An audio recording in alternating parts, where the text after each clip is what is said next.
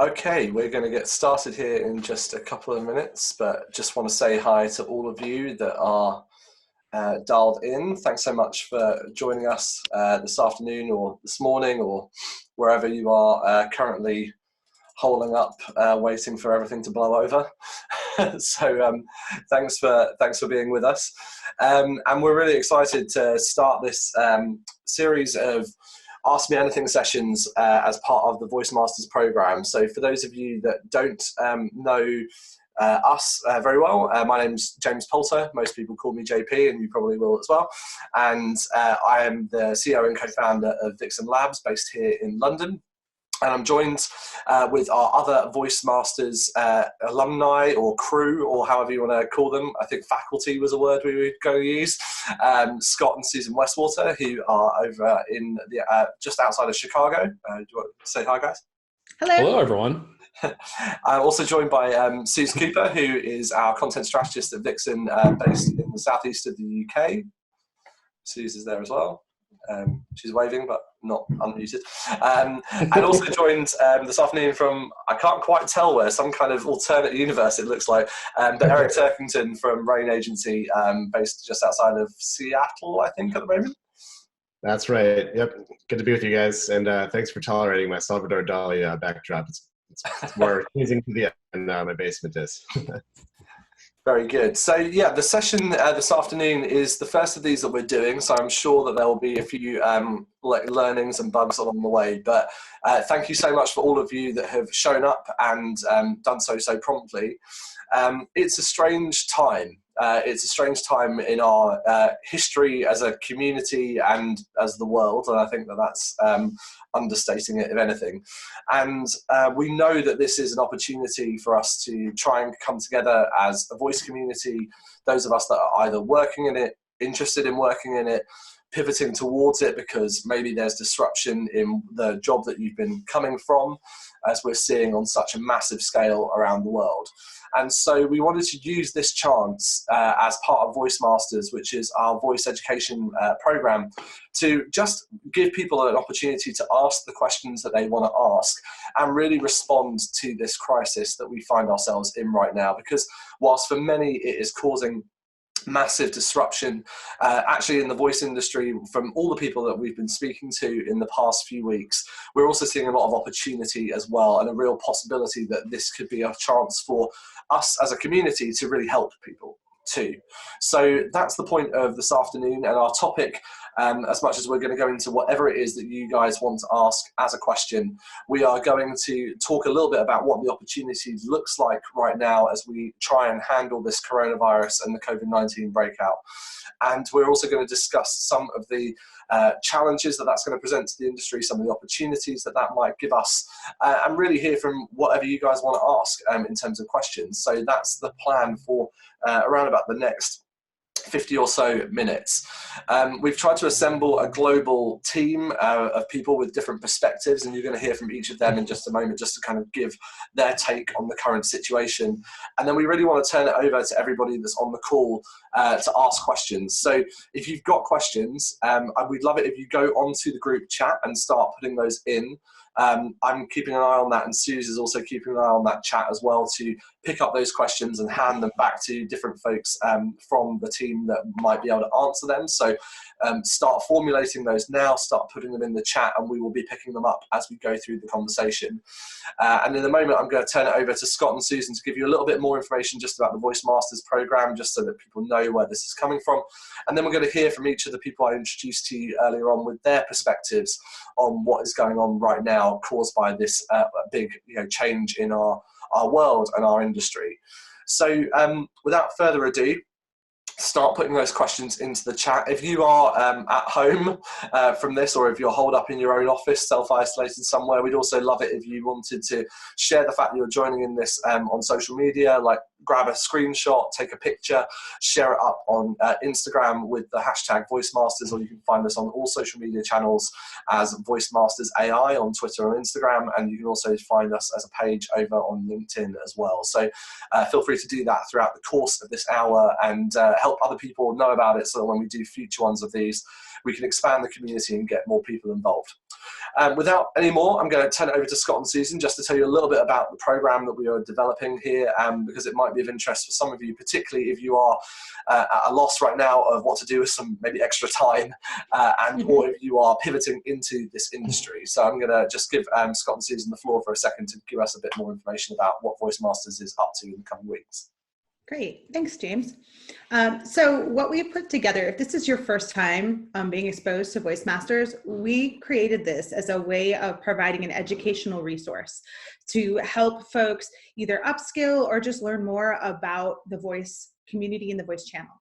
And one of the things that we've just put together recently and we'll be sharing is called Voice 101. And it's basically a primer on the who, the what, and the why of voice. So if this is the first time you're getting exposed to voice, or you know enough to be dangerous but would like to know a little bit more, we've put together a short online program that will be able, you can watch and learn all about some of the terminology, the landscape, implications, and we even share some case studies and how to get started. So it's a very short, compact, about 30-minute session, but you can come away with it feeling a little bit stronger about the concepts, the players, use cases, how people are using it in adoption.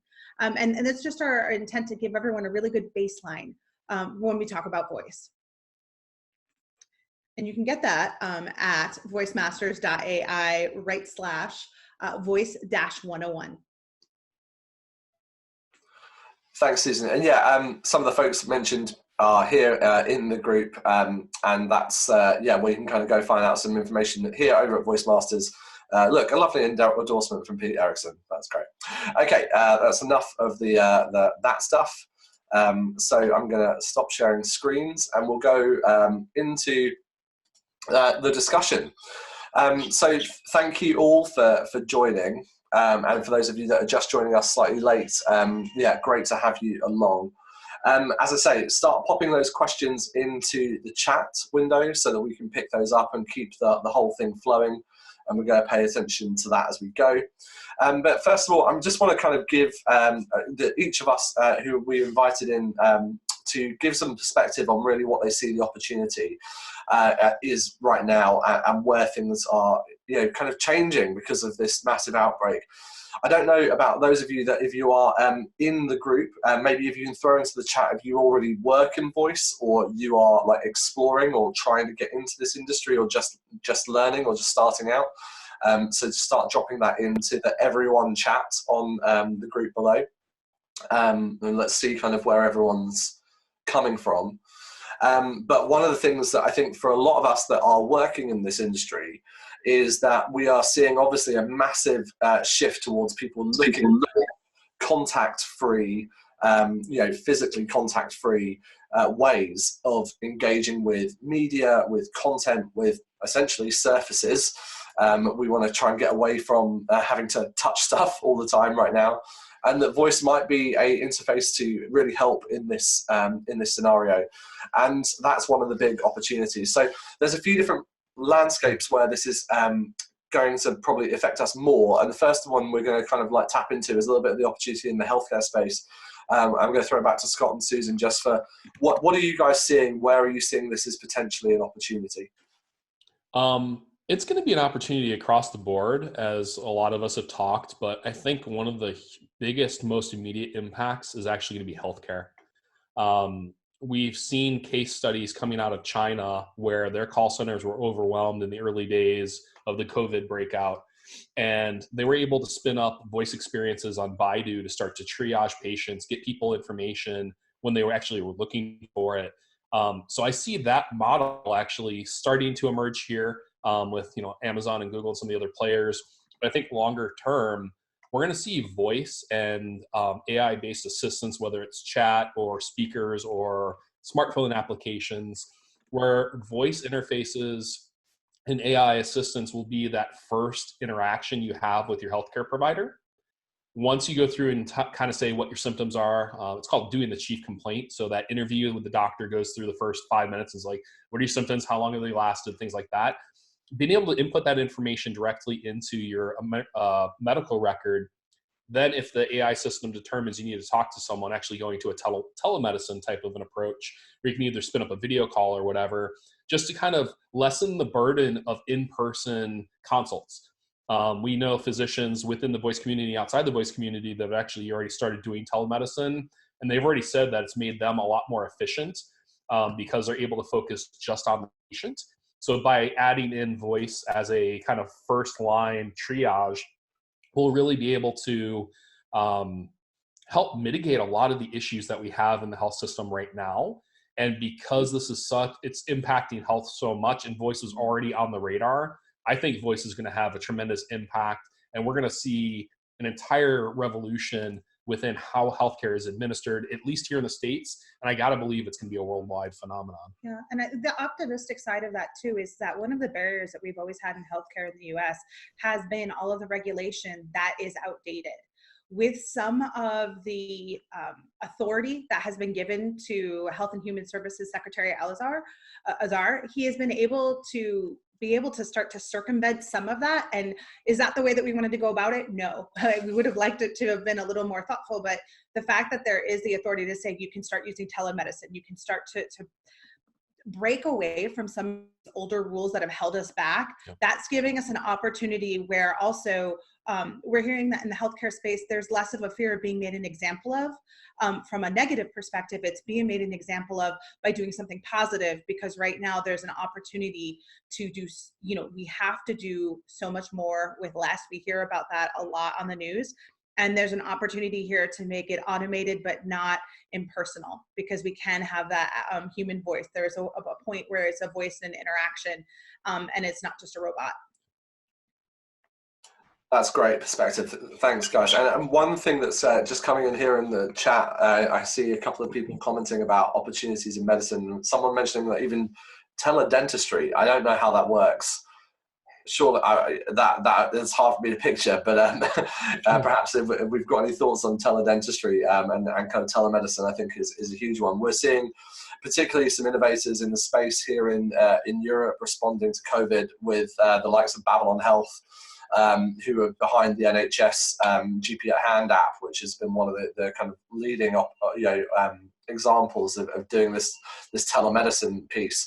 That's really seems to be coming into their own, and they are massively stepping up as well. So I think absolutely seeing people get this opportunity to do distance medical care could be a huge opportunity. Okay, I'm going to turn it to Eric from Rain Agency. Eric, maybe just give a quick one-line intro on yourself as well, and give us your perspective on what you're seeing as this opportunity strikes us right now. Sure thing. Eric Turkington with Rain Agency, as James mentioned. I actually sit in our Seattle office and head up our strategic partnerships and oversee our relationship with some of the big tech platforms, Amazon, Google, et cetera, as well as lead strategy for a lot of our brand clients. We've been seeing a lot of interesting developments in terms of the intersection of voice and COVID. I think, one of the most on the healthcare front, just to build on what Scott and Susan were saying, I think there's a lot of potential actually for voice biometrics to be an actual diagnostic tool around diseases like COVID. And I know that there's a project that was started out of Carnegie Mellon, I think with Voca.ai, that's actually trying to look at gathering enough samples of people who do and don't have confirmed cases of coronavirus to see if there's a way of actually using vocal signals as an early detection. So I think there's a lot of potential in the healthcare space for voice to play a role in this, above and beyond even eliminating the need to touch given surfaces. So I think that's really promising. But as I think about the future of things like airport technologies for things like checking into flights using a traditional touchscreen interface, or even going through customs and using a touchscreen interface there, I have to think that in the future there's going to be some role for voice in eliminating the actual physical touch required in those sorts of high traffic, spread environments. And so I think while it may be, too soon to be seeing solutions implemented immediately, I think that's going to be a post-pandemic consideration for all sorts of public, shared devices or kiosks or touch ATMs, things like that. I think we're going to start to see for voice in those. I also think, anecdotally, just looking at the data of the voice applications that RAIN has built and manages today, we've seen a tremendous uptick in usage, as I'm sure many of you guys have, in the last few weeks, which I guess we're generally just attributing to the fact that people are home, and looking for new paths to entertain themselves, or just generally revisiting those the speakers that would otherwise not be used during the workday. And I think that's pretty encouraging, and I'm cautiously optimistic that I think some of the behavioral habits that are formed during this time are going to have a longer shelf life than however many months we end up being self-quarantined. But I think the familiarity that's going to be bred with voice as a behavior, just through the fact that we're all at home surrounded by these devices and starting to use them more, bodes well for the voice industry at large. And I think in particular, services that are geared towards kids, and whether they're entertainment related or educational or some fusion of the two, are also going to see a lot of usage. I just know anecdotally, my 2.5-year-old, I'm juggling, with my wife who's also working from home full time, trying to keep her, her engaged with content. And right now it's basically just a stream of Disney content. But I think there's a healthier alternative to strictly screen-based media that I think, a lot of kids are going to be looking to voice assistants, which they're growing up sort of in a voice-first world. That's going to be a really exciting area of not only keeping kids occupied, but keeping them, engaged with educational material when they're distanced from their traditional classroom environments. So those are just a few of the things that are top of mind for me. Yeah, just anecdotally, I saw some research, I think it was in a Forbes article yesterday, I'm sure others may have seen this, around music streaming, which was really fascinating, seeing that the streaming habits of people listening to music via devices has already shifted in the past fortnight. The particular insight was that people's commuting listens have disappeared because obviously no one's doing that anymore, but the general spread of listening throughout the day has increased quite significantly. People listening way more in their homes and listening to far more broader content, reflecting the fact they've got households listening to content now, rather than just their individual choices coming and going. So I think as people get used to that opportunity of where to listen, how to listen, and obviously moving away from headphones but to out loud in the home, getting people more used to listening to podcasts, audiobooks, and interactive stories, I think is going to become much more normalized right now. And I think there's a big opportunity there. Scott, did you guys want to add anything on that one? Yeah, I mean, I just think it's hilarious that, we're basically back to the golden era of radio in some respects, like it's all cyclical. And so now we're starting to see a shift to more of an audio-based format where you can do other things at the same time and not have to focus on watching the video, or, because we're in our homes, being able to multitask while you're listening and maybe cooking or whatever. So it just strikes me as kind of funny that, what was old is new again. And people that have been doing traditional broadcasts and radio and audio production, I truly believe voiceover talent, especially, we're going to see a golden era of all those things that have maybe kind of gone away over the past 10 to 15 years as we've shifted more online and things like that. Yeah, I think it's also pushing our comfort zone. It's getting people more comfortable with that device because that's something to get them to the outside world. And it's also in some ways with bandwidth. I don't know if any of you have experienced this, but when you're streaming on your Zoom calls or things like that, it's becoming unstable. This is another opportunity using my voice device as a way to get the information or do what I need to do a little bit, at least in my own perception, a little bit faster, because I'm not fighting with waiting for my broadband or any of that to come through and stream. Right. So I'm just waiting for Zoom and all of the other providers to finally do an integration. I don't know about many of you, but trying to kind of access older family members at home who try to get them to teach how to use Zoom is a little bit more complicated than some of the other kind of technologies. I'll just share one anecdote for everyone listening, but a couple of weeks ago I set my 90-year-old grandmother up with an Echo Show 5 at home, and I'm going to do a live demo, and we'll just see if we can make this happen. This is dangerous to do, but here we go. Alexa, drop in on Joan Poulter.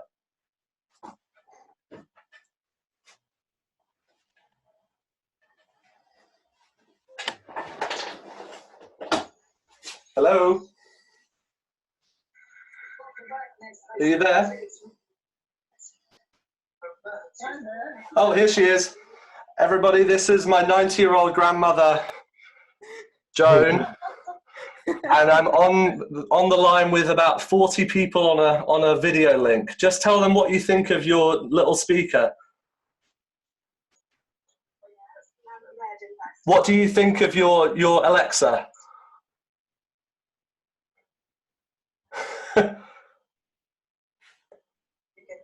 The connection is struggling, but she's there.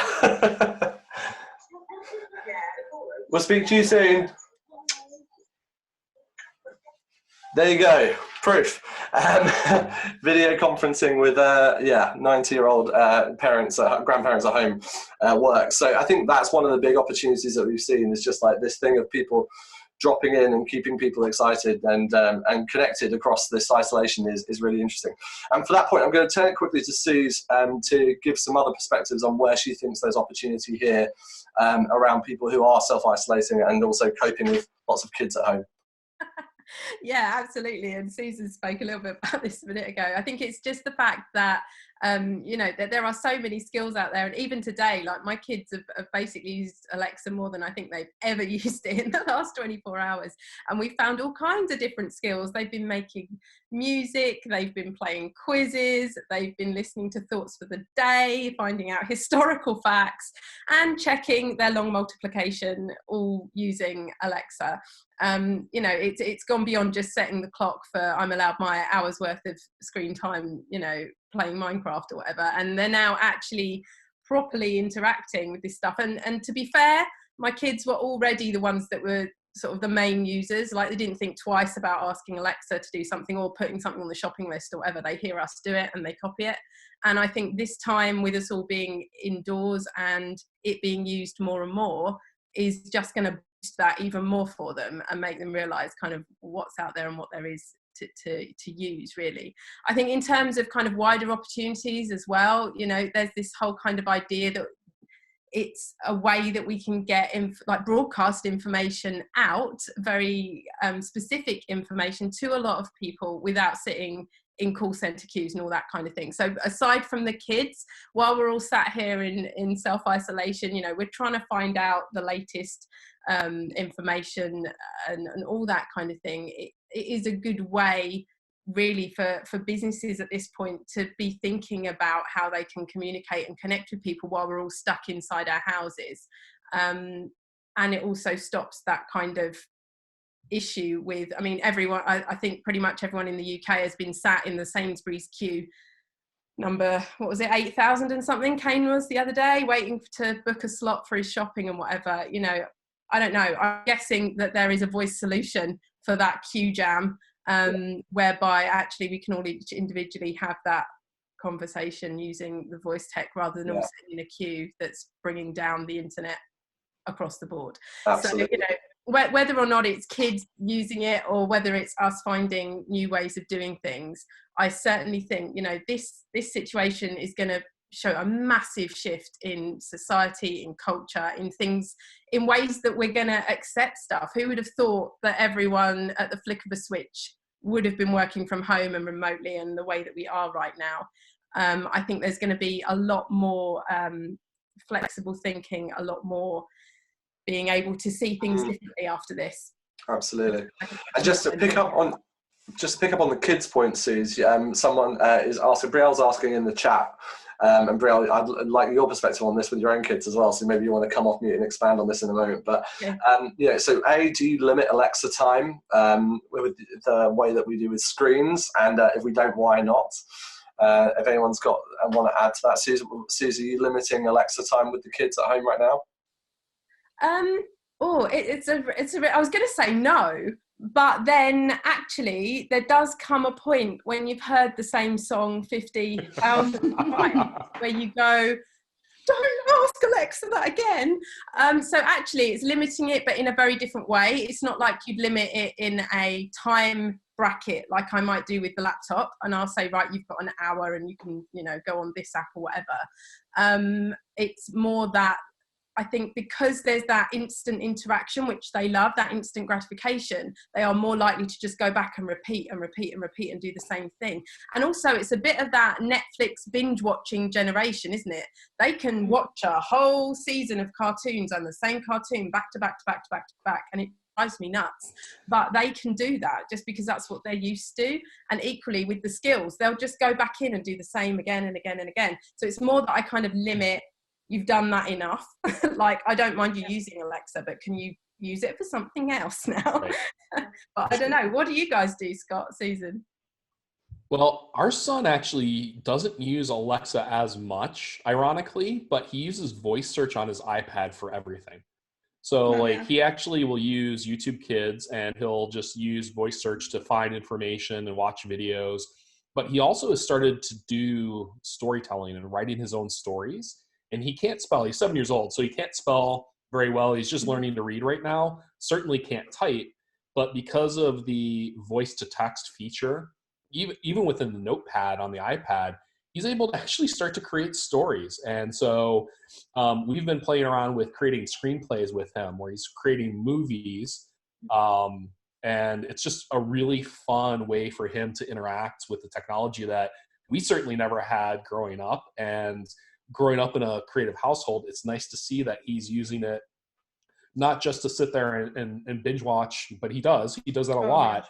But he's also starting to branch out and using it for creative purposes, which is a real fascinating. I've actually also caught him using voice to cheat on his e-learning, because he's been home now for 2 weeks, and you're supposed to write things down. And I looked and said, oh, so you take here and then you use, write with your finger. And he goes, oh no, Mom. And he hits the microphone button, which I then had to try to figure out how to disable, as he then started dictating it. And the teacher said, wait a minute, this penmanship. I'm like, that's because, we're working on that. So it is interesting to see how they learn how to use voice. I mean, shocker, our child is doing that. I think the other thing to know, and Suze, is adults aren't the only ones who are isolated. We learned this yesterday or on Monday, that his class got together for the first time in a week and a half on a Zoom call, which, by the way, I think it's inherent that everyone's initial response into a conference call situation is just a mess.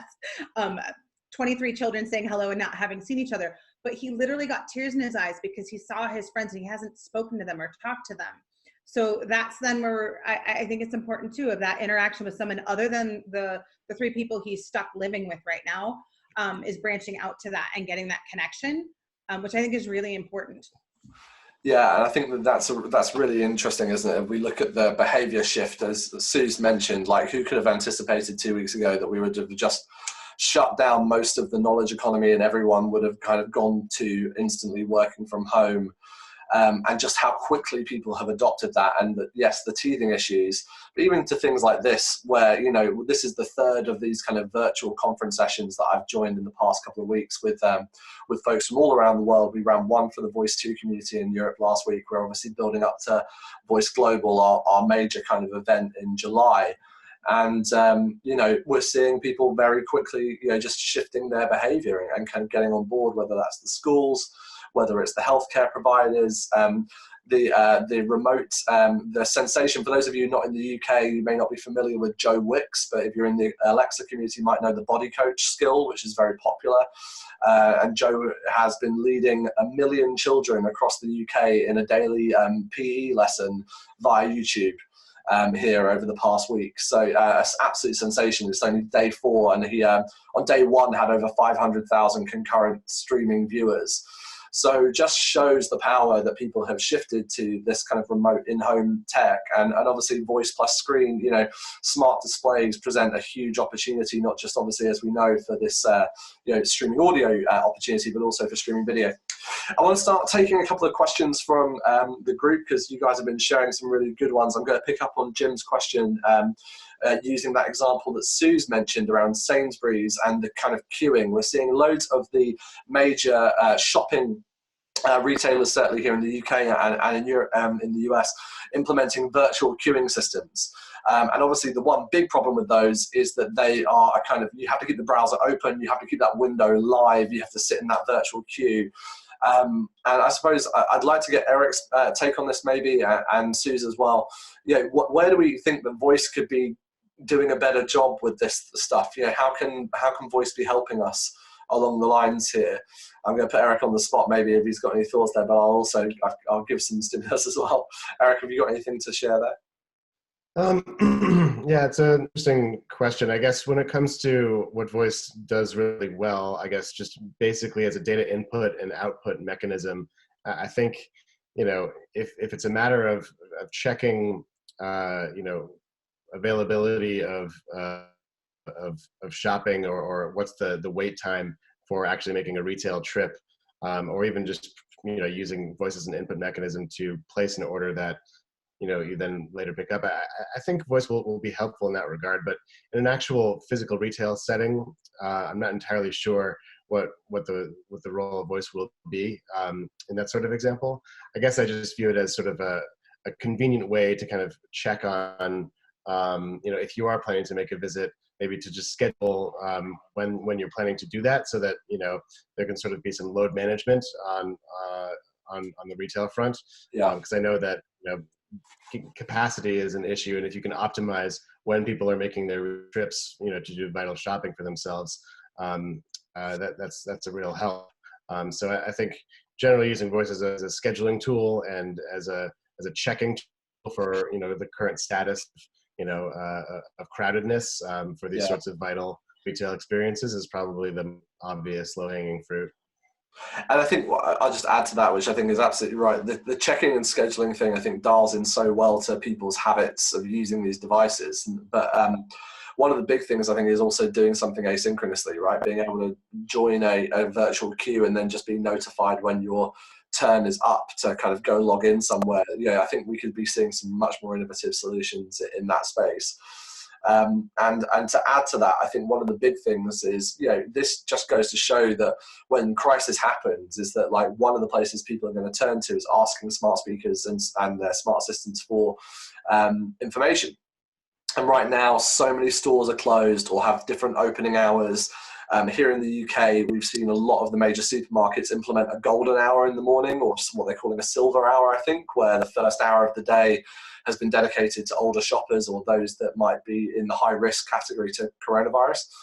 And this is something that, like, if those things have changed, I've been checking. I did a quick look around earlier in the week. Most of the Google results on Google Maps and the other kind of sites haven't updated that information. If you ask Alexa for most of this stuff, that still also isn't updated because it's pulling from those generic places. So I think, particularly for businesses that are open during this period and have been disrupted, that's a massive opportunity for people to be using this channel to kind of keep a more live update, without having to worry about getting their whole web team, who are probably working remotely, deployed to update tons of UX and change major navigation on websites and on those kind of things. So I think there's a big opportunity sat there.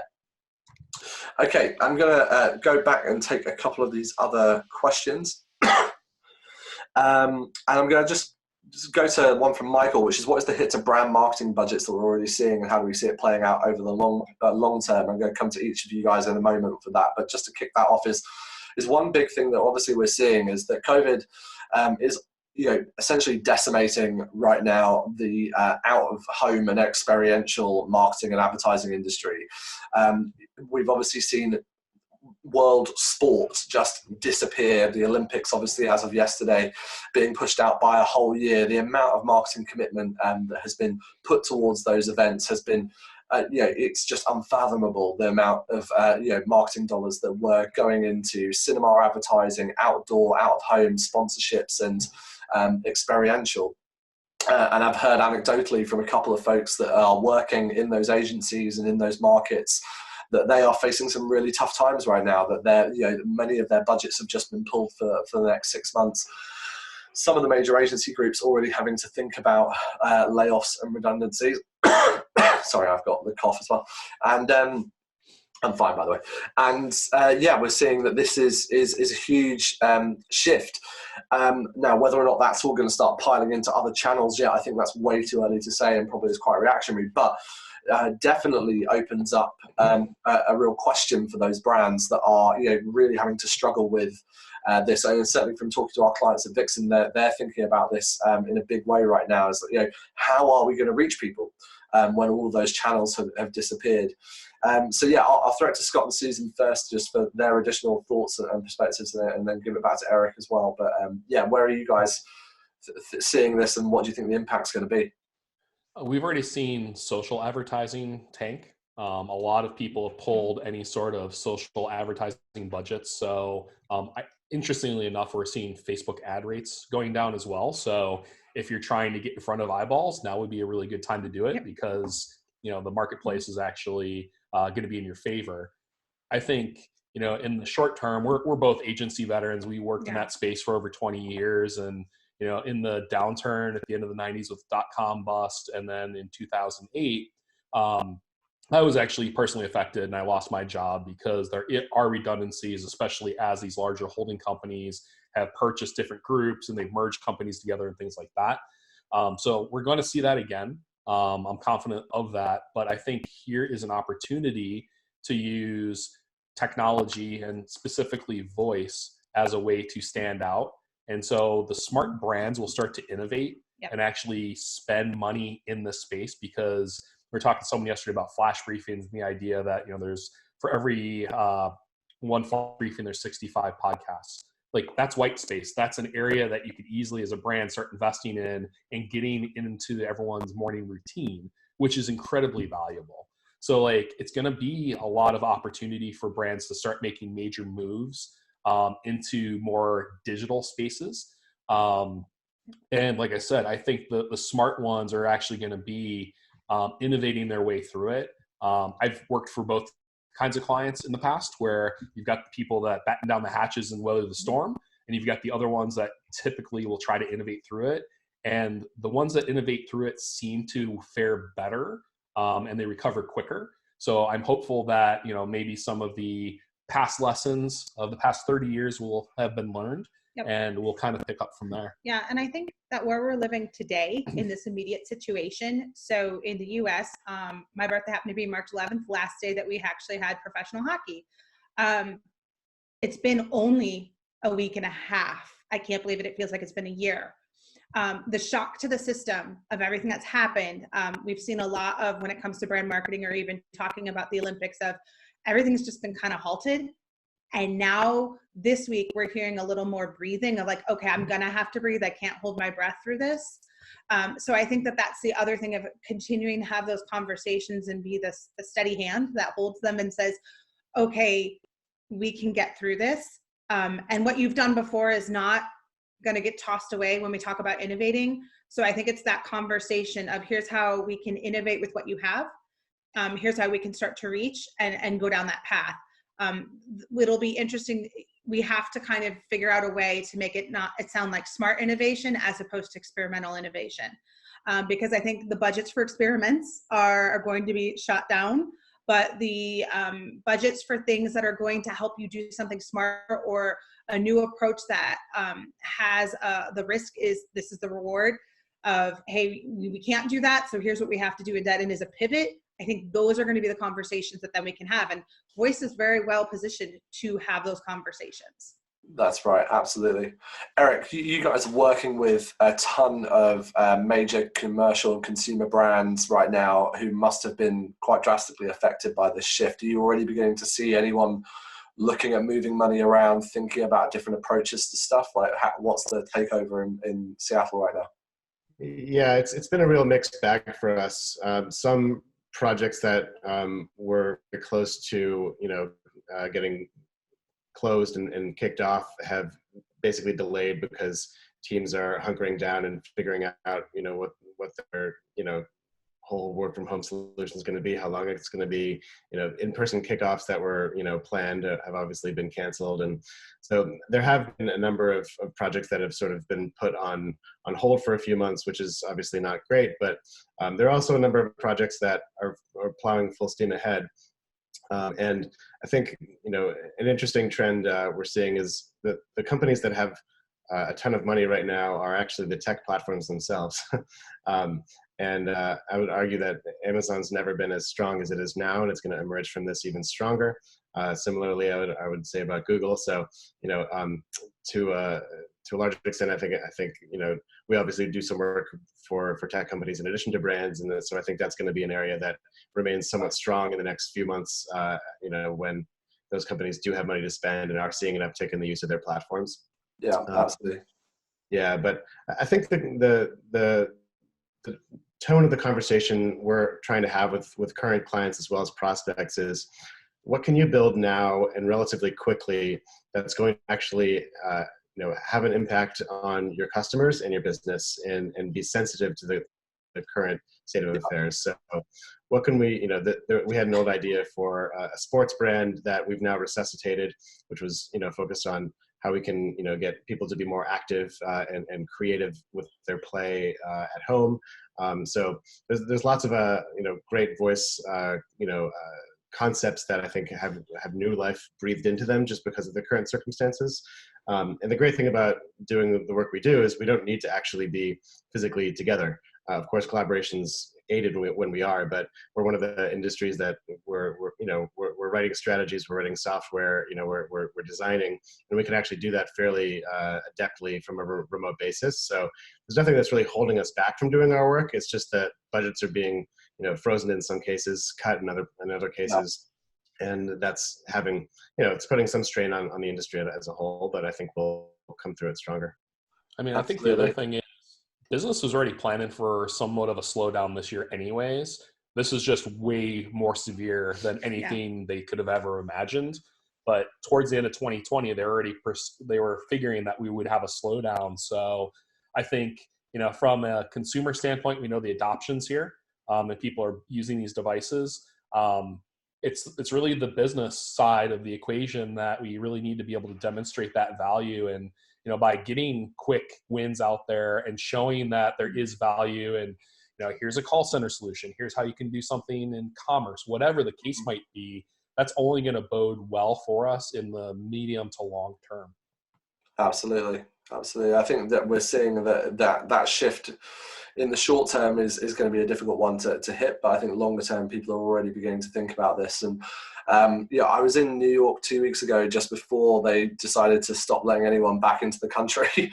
And we met with one of our clients there, who's a major bank, and their VP was saying to me, we're preparing for I'm telling all of my people to prepare for the reality that how can people hear from us when they can't come and see us anymore. And I think for those people with physical retail locations at a mass scale, the work that we do with, for example, a large-scale burger chain here in Europe, where they have just closed the doors to everybody. These are major challenges that business is facing right now, and but they are looking in the long term to the opportunity that voice potentially, and not just voice, but conversational technology overall, it presents. And I think we're seeing that already people are using that to respond. Whether that's the massive uptick for obviously the delivery companies, the Uber Eats, the deliveries of the world, and obviously even the medical care as well. We've seen the WHO this past week reactivate a new chatbot function across WhatsApp. So I think conversationally we're going to see people get more and more. I think Brett Kinsella was sharing an article yesterday. It was like the renaissance of the chatbot. It's suddenly back in. We suddenly realize we can do that again. And I think more that people get used to these interfaces, we're going to see another kind of groundswell of people come in. And to Suze's point, not just those that are using innovation budgets anymore, but those that are really thinking about doing this for the long haul and building proper product. I'm going to pick up on Peter's point in the chat around the opportunities for kind of things like flash briefings and niche points. And I'm going to give that to Suze in a moment. I'll just give my thought on that as well to pick up on Brielle's question around how's it going to change the future of the workplace. As I think that this is also a really big opportunity for things like flash briefings and audio content, actually, I think it could be really great for work. So many of us are trying to handle these massive video calls, but scheduling those with massive groups of people is obviously challenging. But potentially we're going to see a flurry of people entering into the enterprise with this, building, if I was running a large company right now trying to disseminate information to my teams, I'd be thinking about podcasts, I'd be thinking about flash briefings, I'd be thinking about video smart display skills that can get this content out to people, the daily updates that people want more than ever to be reinforced and hear from their leaders right now, as we're seeing here in the UK and in the US, BBC, kind of broadcasting nightly briefings, which we've missed this evening, of good old Bojo doing his level best to try and keep us all calm. I'm not sure he's succeeding on that front. I won't even comment on Mr. Trump. But we're seeing that there's a desire for people to hear from their leaders much more frequently, be much more in contact with people. So I think the flash briefing, the podcast, the smart speaker display briefing with video content, if that's possible, that could be a really big opportunity for business going forward. It's going to change our ways of work. For brands and broadcasters, to pick up on Peter's point, Suze, what's your take on it? Suze is one of the queens of the flash briefing, so I'm going to give this one over to her. Yeah. Thanks, Peter, for bringing flash briefings up. They are one of our loves when it comes to voice tech. That's certainly true. I think flash briefings, for anyone who doesn't know, they're basically short daily podcasts that you get via the Alexa smart speakers, and you can enable them from all kinds of different providers, whether that's a traditional provider like the BBC, or whether that's someone like myself or Peter Stewart, who's in the chat room at the moment. So what you do is you kind of compile a playlist, and people routinely listen to these either in the morning or the evening or whatever, and listen through to all the information they need. Now, at a time when the information is all changing so rapidly, it's a really great way of getting that information out there, and being able to update it continually. So, as it's a daily drip feed of information, certainly it's a great way of doing that as the news kind of moves along so quickly. In terms of a marketing sense, and as with anything that anyone's doing with marketing right now, it is about being really considerate about your messaging. Nobody wants to be hit over the head with this is happening because we're all stuck indoors, and so hard sell. And a flash briefing definitely isn't a hard sell. Certainly one of the things me and Peter discuss quite a lot is how it's a value add. It is something in addition, very much like a social media tool, but for voice, where you can put kind of a drip feed of information about your business, or from the point of view of your business. If you're a yoga teacher, you might want to put out daily positive affirmations. People then know it's from your business, and it raises that brand awareness. So kind of in this climate at the moment, it is one of those routes where voice could be used to keep reminding people and keep your business front of mind.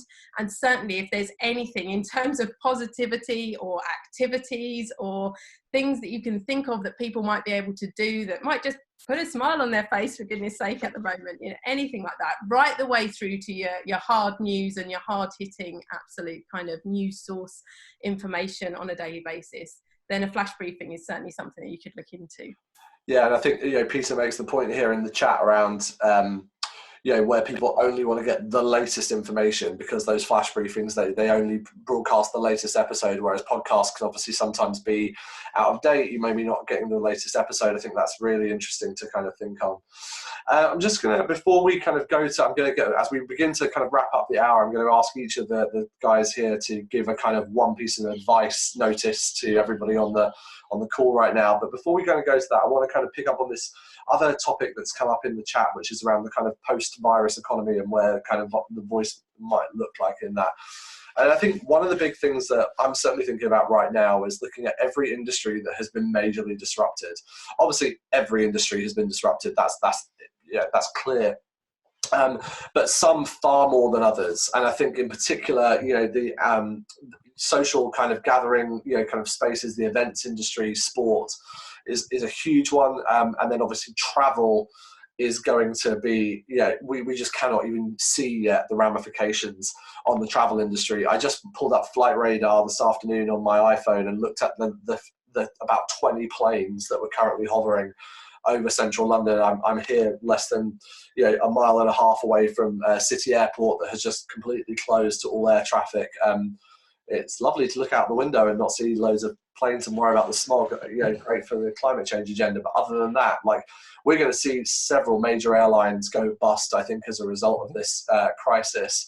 And then when we come back on, if we thought post 9/11 was a major shift in the way in which we boarded and travelled, we've not seen anything coming yet. So I think, to Eric's earlier point around things like non-touch activated check-in, bag drop, kind of how we pass through, different security moments through to even, how you might pay for things on flights rather than touching touchscreen panels on little keypads that get handed up and down every plane. I think there's a huge amount of disruption potentially that's going to come in that part of the economy.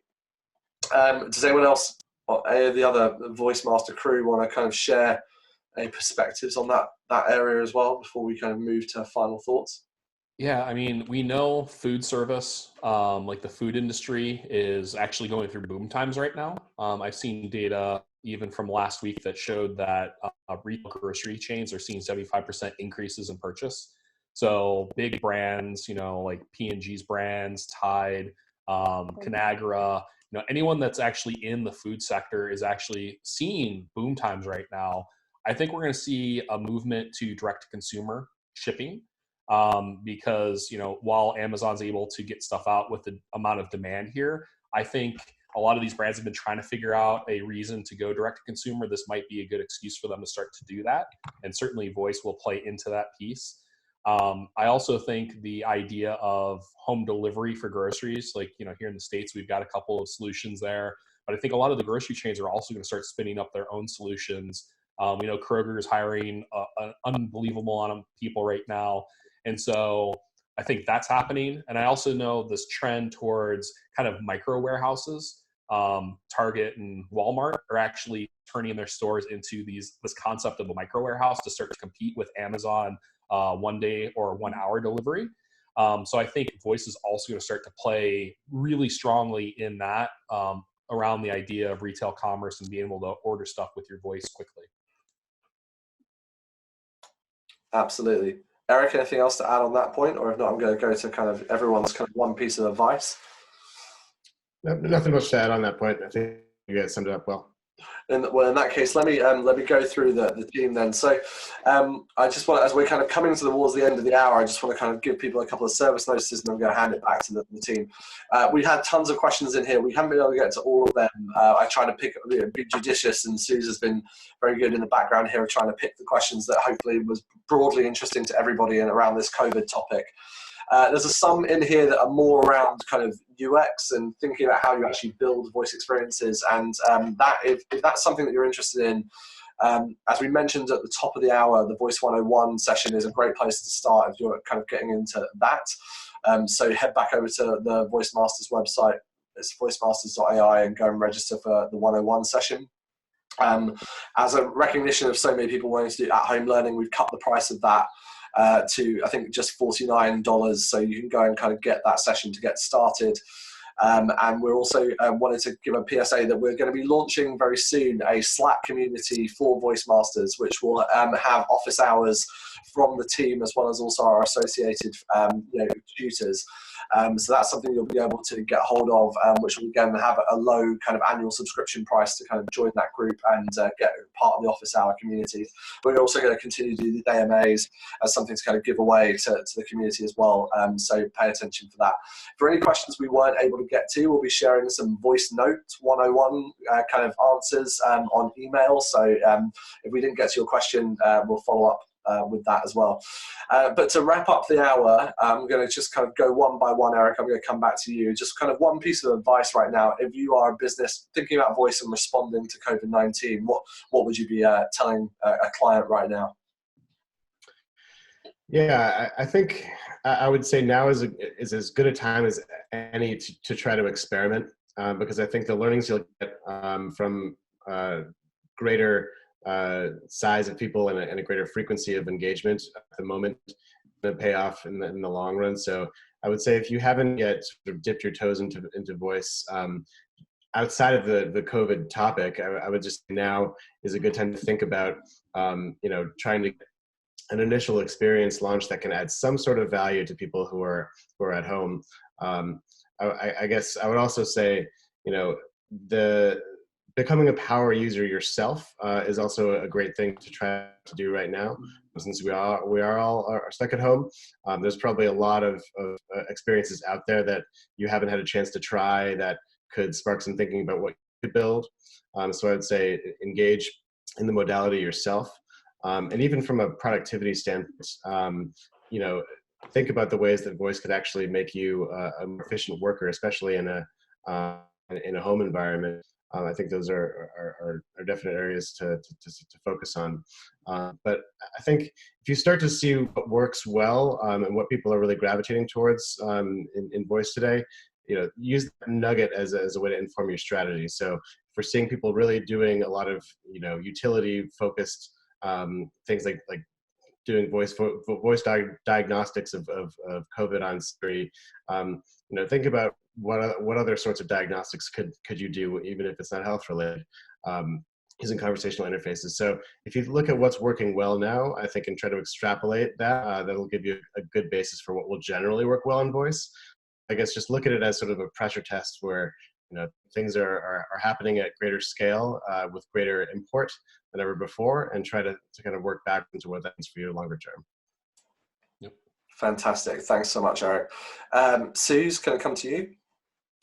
Sure. Yeah, I actually think that the best bit of advice at the moment is for us guys to all keep doing stuff like this. Like, I think for the voice community and those who are interested, those that are building, those that just want to know more, to all get together and actually feel this community at this time is really a way of driving forward in terms of building stuff, encouraging each other, inspiring each other, having these conversations about where these use cases are and aren't, and really kind of pulling together at this time, so that actually when this is all over, we still have this amazing community and foundation to go out there and say that this is what happened at that time, and look what we can do now. So I really think now is just the time to kind of hop onto all these various things. There are various kind of coffee chat meetups. I know Vixen have done this session. There will be more, I'm fairly sure.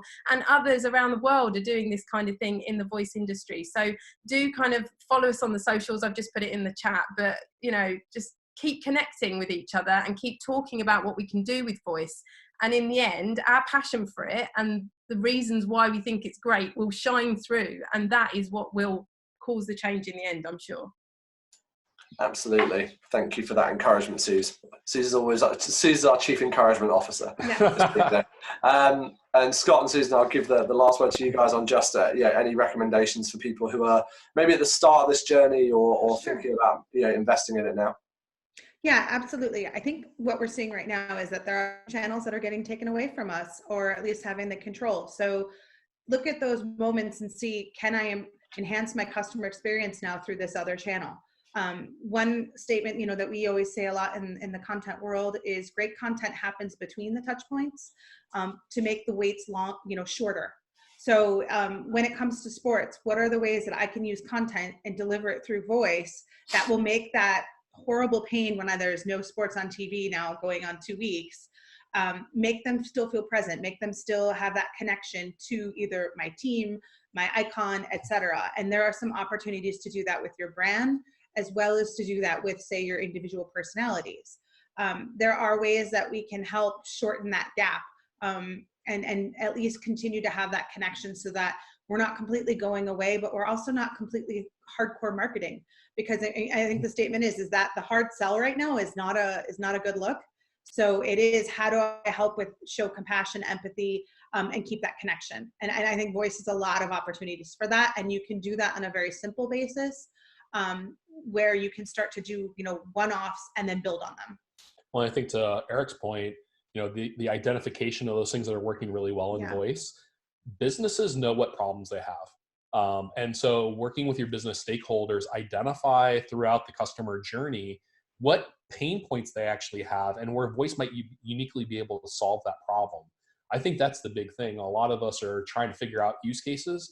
The businesses know where they can have immediate impact, And so whether it's acquisition or retention or sales or whatever their objectives are, they're really going to be the ones that will know where the problems are. And then it's up to us to figure out how we can actually deliver a solution so that it either makes them be able to get more people into their sales funnel or whatever their goals are. So I think that's a real key thing, is find those internal champions and work with them to identify the use cases that will make them successful. Absolutely. Well, thank you to all of our Voice Masters faculty for joining. Suze Cooper, Chief Encouragement Officer and Content Strategist at Vixen Labs, Scot and Susan Westwater, who are the founders and our partners in Voice Masters over at Pragmatic Digital, and Eric Turkington from Rain Agency, also a Vixen Lab partner. So thank you so much for joining us. For all of you that have been watching, thank you so much for your questions. It makes a massive difference to see those coming in and the community engaging in this way. We will run more of these if that's of interest, and so if you've got feedback, we'd love to hear it. Please share it on social media, wherever you can. And the last couple of things for you guys to know, so to answer Brooke's question, yes, this has been recorded.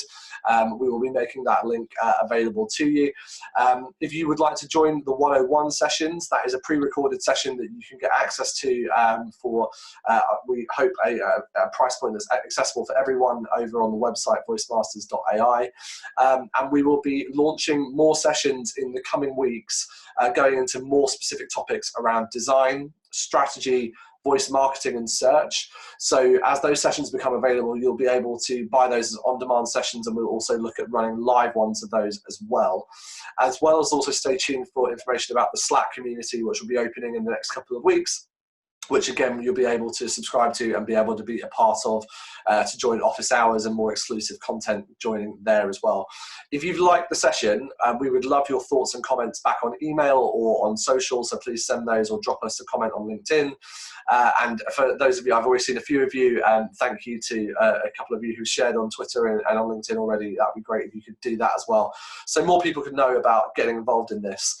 But that leaves it for our hour. We're over time, so thank you so much all for joining. I hope that wherever you are, you're staying safe, staying indoors, keep washing those hands, and yeah, we hope that we'll be coming out the other side of this whole messy situation the better for it. But thank you for your participation this afternoon, and we look forward to being in touch with you all very soon. Enjoy the rest of your morning, afternoon, or evening, wherever you are, and we'll see you again soon from Voice Masters. Take care. Thanks, Thank everyone. you. Thanks, guys.